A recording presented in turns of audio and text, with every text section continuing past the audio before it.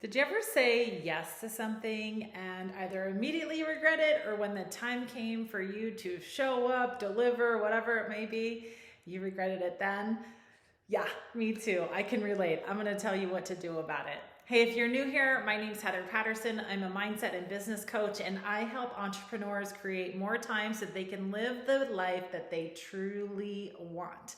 Okay, so let's talk about this saying yes. So, saying yes is actually a thief of time. And over the years, I've been working with entrepreneurs for probably 15 years. I've identified 7 thieves of time. So we're going to talk about this tricky little thief today.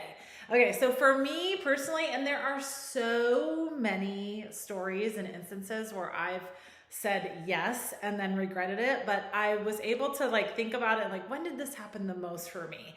And so back in the day, I used to get approached a lot for speaking engagements, a lot of times to volunteer my time, my talent, my energy, all the things. And when those invitations would come in, it was like, yep, okay, tell me where and when, and I'll be there.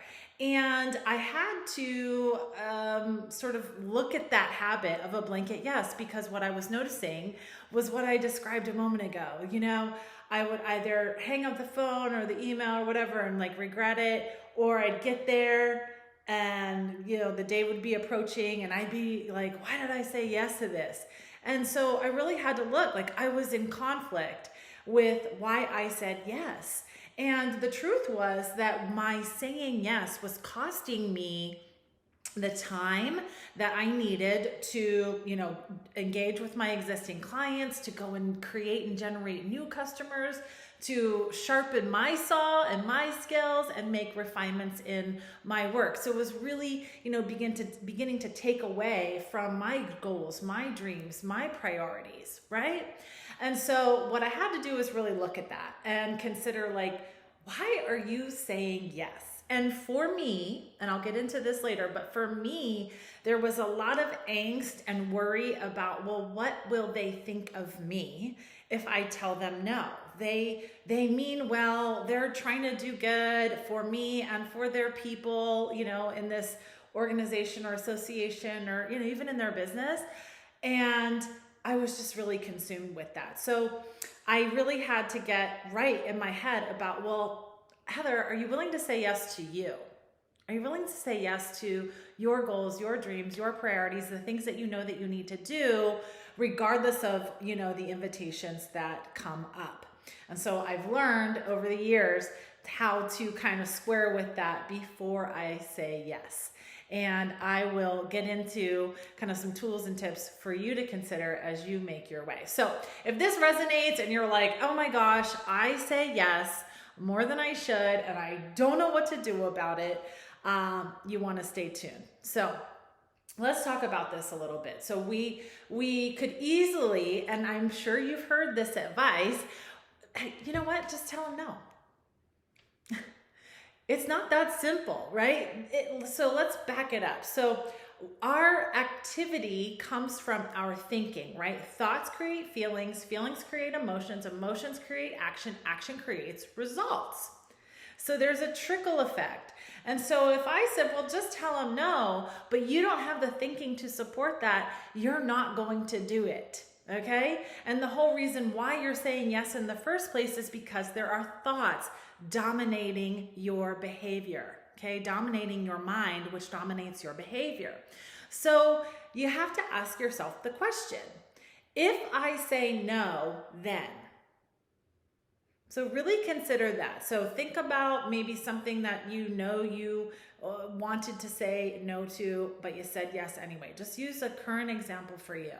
Maybe it's a vendor that's asked for a meeting, or a colleague that wants to catch up, that sort of thing, right? So if I were to tell them no, then what? What is the voice in your head telling you about that circumstance, that situation?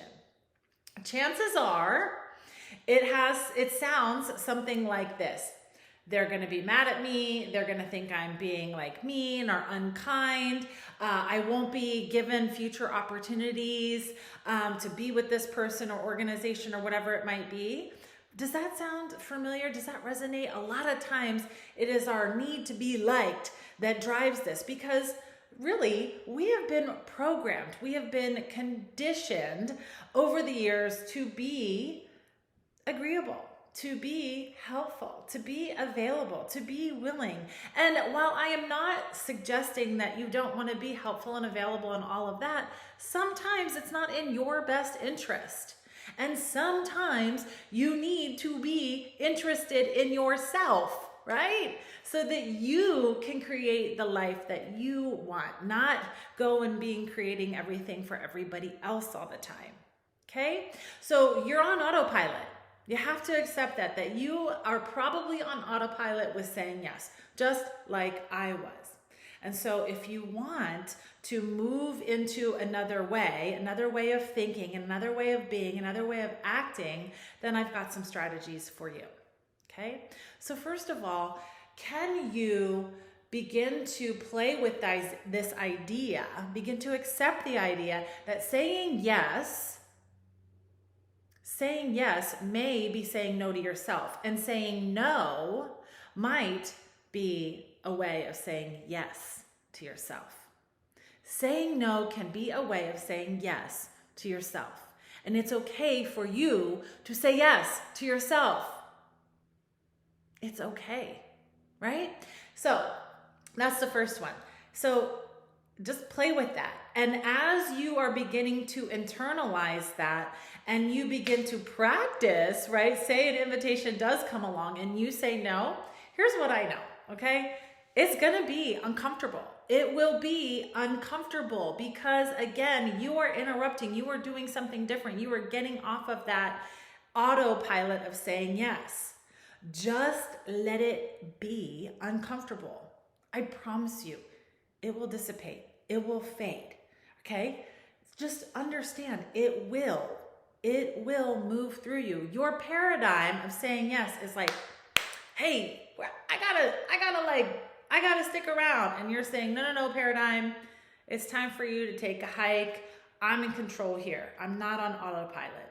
So understand that it is going to be uncomfortable from time to time. Okay, the other thing that I want you to consider is you may, and I see this a lot with clients who are, creating this a habit around being more intentional with saying yes or saying no. You may start coming in hot with your nose, and I'm going to suggest that is not going to be effective. So a way that you can, this is more of a technique, a way that you can begin to kind of get into that habit and ease into it instead of boom, dropping hammers, okay, is to say it's an invitation.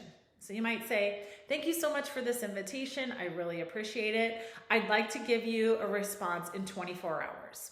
And then you can privately take your time to examine what the opportunity is, or maybe you even need more information, right? Thank you for the information. I'd really like to understand the opportunity a bit further and ask some inquiring questions. Okay, great. Give me 24 hours and I'll have an answer for you. And that allows you to really create the space to consider yes or no. Okay. And then, say for example, it comes to a no.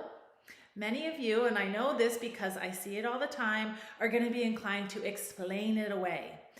I need you to know, you don't need to explain your no's to everybody else. You just say, thank you very much for the opportunity. At this time, I'm unable to accept the invitation. And I hope that you'll consider me for future events, activities, whatever it might be. Make sense?